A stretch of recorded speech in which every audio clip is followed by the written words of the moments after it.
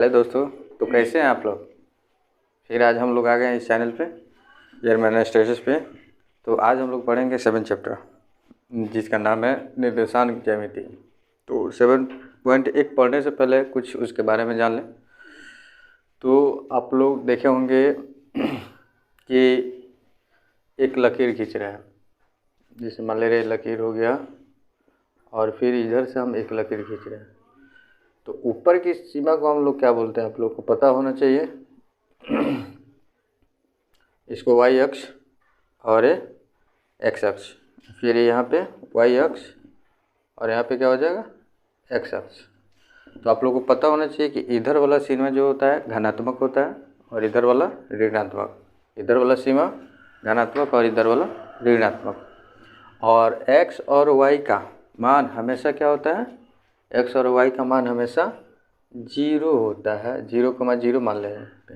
Suppose मान लीजिए हम दे दिए यहाँ पे 1 2 3 4, एक घनात्मक हो गया। फिर इधर लिख रहे हैं 1 2 3 4 और यहाँ पे लिखेंगे हम -1 -2 -3 और -4 और फिर इधर लिखेंगे हम -1 -2 -3 एंड -4। इधर ध्यान देना, इसको हम लोग क्या बोलते हैं, इसको हम लोग बोलते हैं ऋणात्मक और इसको क्या बोलते हैं हम लोग धनात्मक। यानी इसको हम लोग बोलेंगे प्रथम चतुर्थांश। क्या बोलेंगे दोस्तों, प्रथम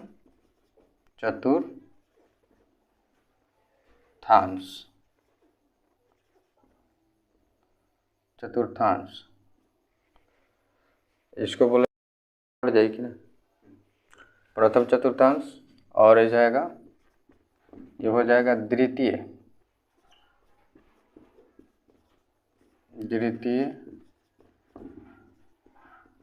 चतुर्थांश। इसको हम लोग बोलते हैं द्वितीय चतुर्थांश यानी सेकेंड नंबर। ये हो जाएगा फर्स्ट नंबर और इसको हम लोग बोलेंगे थर्ड नंबर यानी तृतीय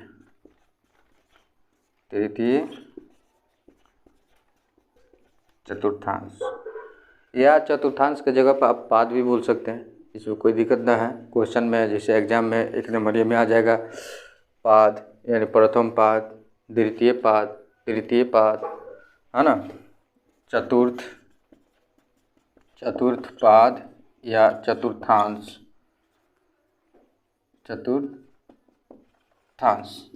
तो पाद और चतुर्थांश एक ही है, इसमें कोई डराने की ज़रूरत नहीं है और कोई टेंशन लेने की ज़रूरत नहीं है ना। तो अब सबसे पहले इसमें से अब 1 नंबर ये देखते हैं, इसमें से 1 नंबर ये बहुत ज़्यादा आता है। सबसे पहले ये देखेंगे, मान ले रहे हैं जैसे हमको पहचान में कैसे आएगा कि ये प्रथम चतुर्थांश क्या है, द्वितीय चतुर्थांश क्या है, तृतीय चतुर्थांश क्या है, या पाद या चतुर्थांश होगा, है ना। मैंने समझ में कैसे आएगा। तो सबसे पहले यहाँ पे ध्यान दे दीजिएगा, जैसे मान ले रहा है हाँ हमेशा ये एक बात याद रख लीजिएगा, एक्स का मान हमेशा पहले लिखा जाता है। किसका मान, एक्स का मान। आप लोग भी बोला कीजिए एक्स का मान। जैसे मान ले रहे हैं हम एक्स का मान लिख दिए, यहाँ पे ध्यान दीजिए, ये प्लस में है तो ये भी क्या होगा प्लस में होगा और ये क्या होगा प्लस में होगा। तो प्लस और प्लस ये कौन सा चतुर्थांश में आएगा, प्रथम चतुर्थांश। बोलो भाई बोलो। और यहाँ पे ध्यान देना, इसमें हम लिखेंगे तो क्या होगा, एक्स का मान इसमें क्या होगा ऋणात्मक यानी माइनस और कोमा प्लस। ये कौन सा चतुर्थांश, द्वितीय चतुर्थांश। ओके। और इधर ध्यान देना, हम माइनस यहाँ हम माइनस यानी ये तृतीय चतुर्थांश, माइनस कोमा माइनस, ये कौन सा चतुर्थांश, तृतीय चतुर्थांश। ये हो जाएगा तृतीय चतुर्थांश। और यहाँ पे ध्यान देना, फिर यहाँ पे प्लस माइनस यानी प्लस और माइनस, ये कौन सा चतुर्थांश यानी 4 चतुर्थांश। तो आप ऐसे भी बोल सकते हैं। अब इसमें क्वेश्चन कैसे आएगा दोस्त, तो ऐसे जैसे मान ले रहे हैं,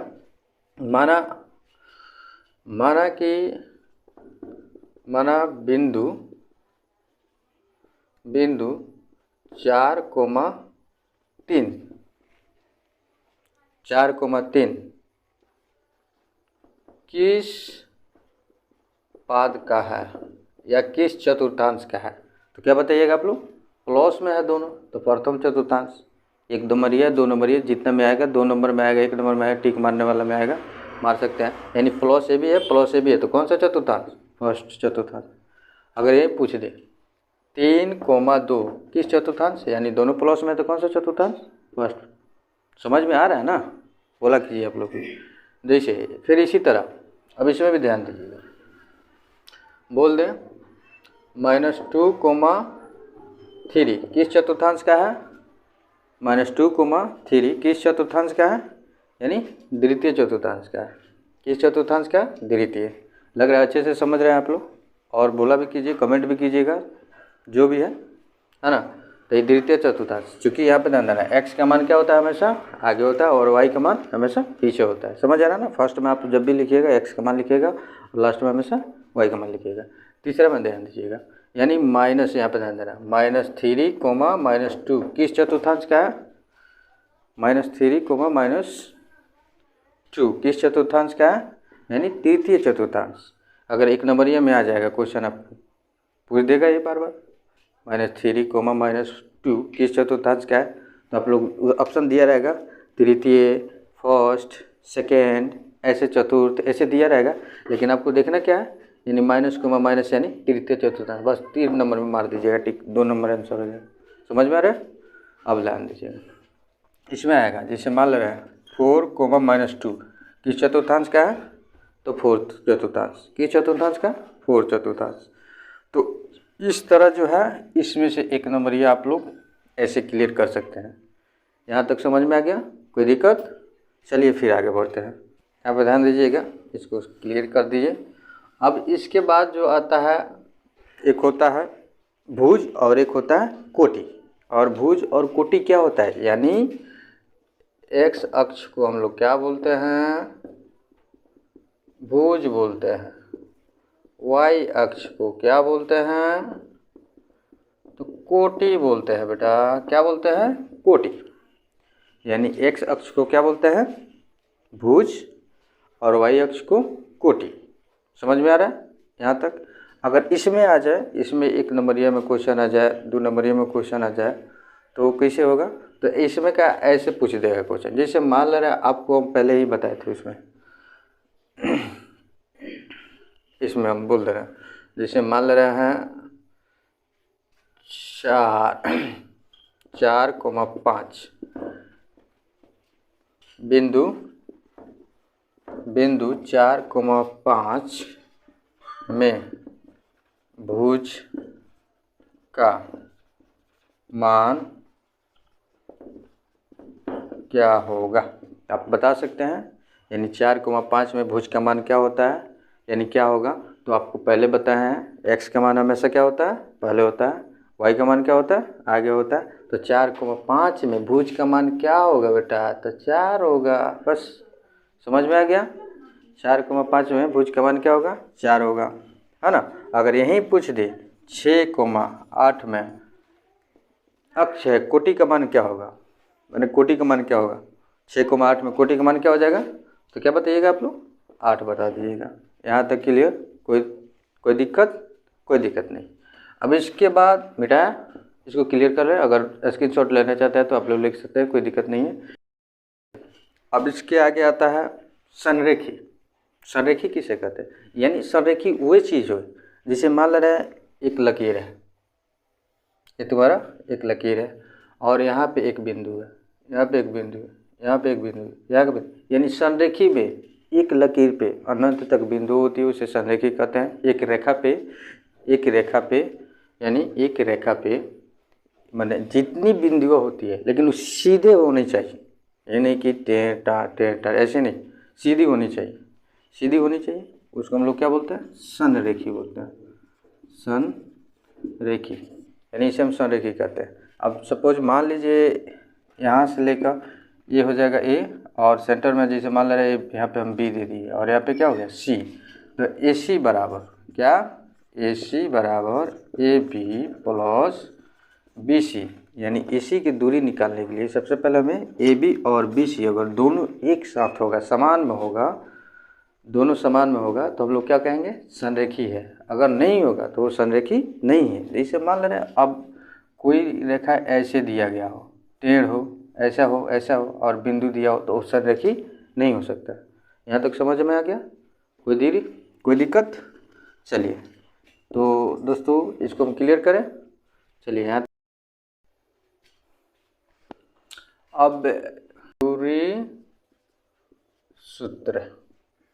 अब दूरी सूत्र जो होता है इसको लिखते हैं कैसे, रूट अंडर में, यानी टोपी जामा पहनाने वाला, टोपी जामा जानते हैं ना, का square plus y2 minus y1 का स्क्वायर होता है। एक और होता है, या और में डाल लीजिए इसको, ये होता है एक x1 माइनस x2 का square plus y1 minus y2 का स्क्वायर। आप किधरों से भी बनाइए, कोनो भी याद कर लीजिए, दोनों पे आंसर आ जाएगा, कोई दिक्कत ना है। समझ में आ रहा है? यानी यहाँ पे x2 माइनस x1 का square plus y2 minus y1 का स्क्वायर, या और में है x1 माइनस x2 का square plus y1 minus y2 का स्क्वायर। ये दोनों पे है, दोनों पे आंसर आ जाएगा, कोई दिक्कत ना है। समझ में आ रहा है ना? तो अब इसके आगे अब चलते हैं मैथ की तरफ और क्वेश्चन एक एक करके देखते हैं कि क्या है, कैसे है, और बनाने का प्रयास करते हैं। समझ में आ रहा है दोस्तों? तो कमेंट और शेयर करते रहिएगा, देखिएगा लाइक। निम्नलिखित युग्मक के बीच की दूरियां ज्ञात करना है। तो बिंदु दिया है, बिंदु जैसे दिया है, बिंदु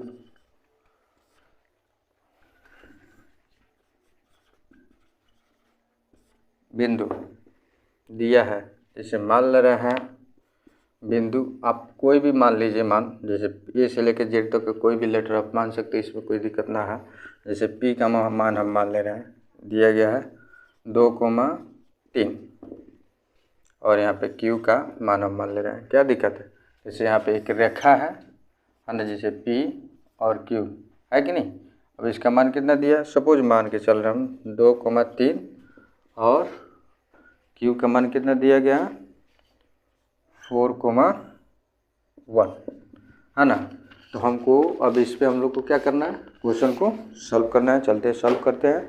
कि अब ध्यान देना, सबसे पहले तो हम दूरी सूत्र का उपयोग करेंगे। किसका? दूरी सूत्र का।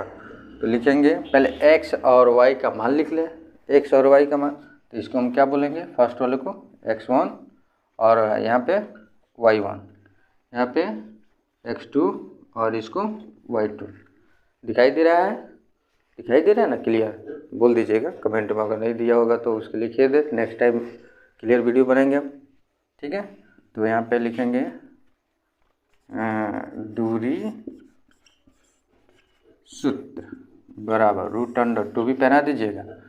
जैसे क्या लिखा है, दोनों पर निकाल सकते हैं, दो को दिखाते हैं ना, x1 माइनस x2 का square plus y1 minus y2 का स्क्वायर।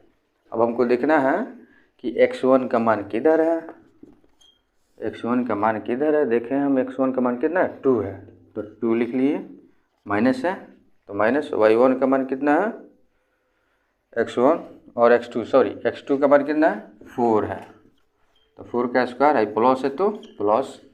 फिर इधर ध्यान दीजिएगा y1 माइनस y2 का मान लिखना है।